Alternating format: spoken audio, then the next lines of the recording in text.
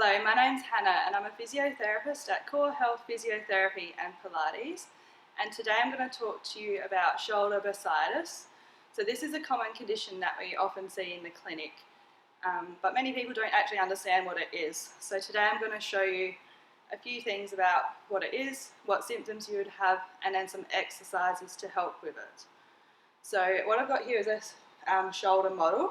So you can see this part here is the collarbone, or your clavicle. So this is the front of the shoulder, this is your humerus here, and then on the back you can see the rotator cuff muscles through here. So the bursa is a small sac of fluid that sits in this shoulder joint.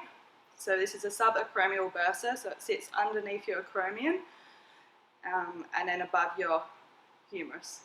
So it sits in this groove here, and the rotator cuff tendons go through that groove as well, and it provides some traction for the rotator cuff tendons so that it can move nice and freely when you move your arm.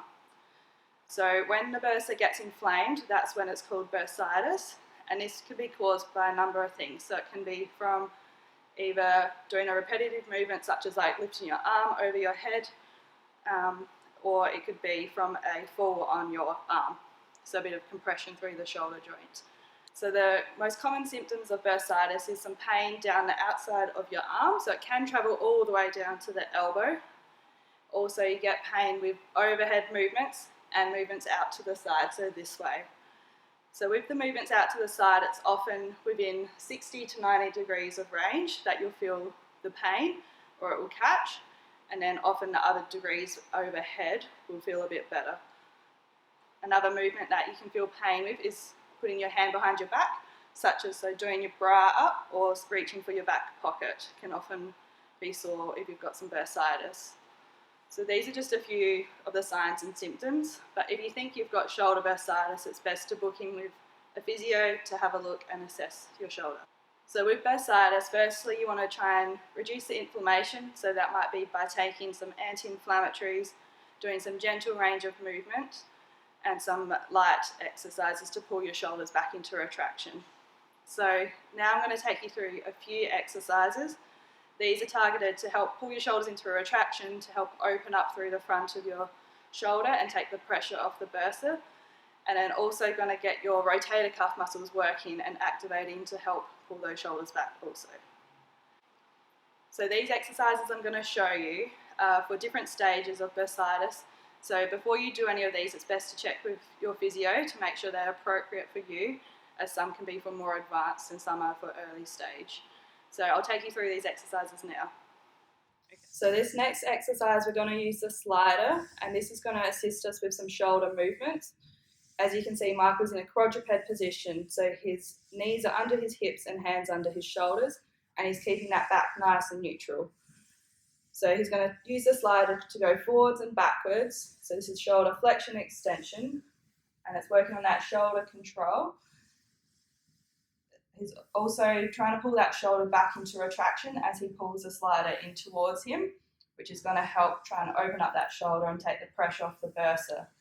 He's then going to do some circle movements as well. So this is just working in a different plane, and it's going to get some more movement through the glenohumeral joint.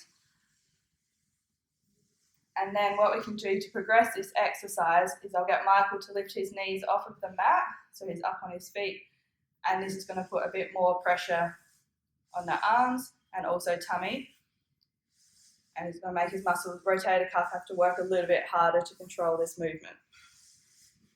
So this next exercise is shoulder and single arm Pilaf press.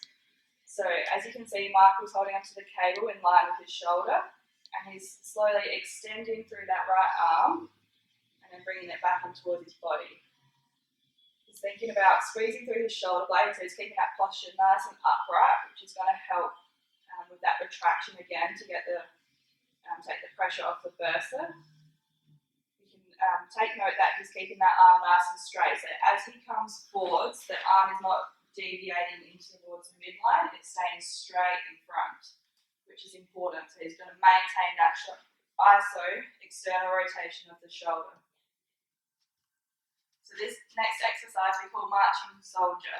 So what Michael's doing here is he's got his arm up at 90 degrees, and his elbow is also at 90 degrees, and he's going to maintain this position while holding onto the cable.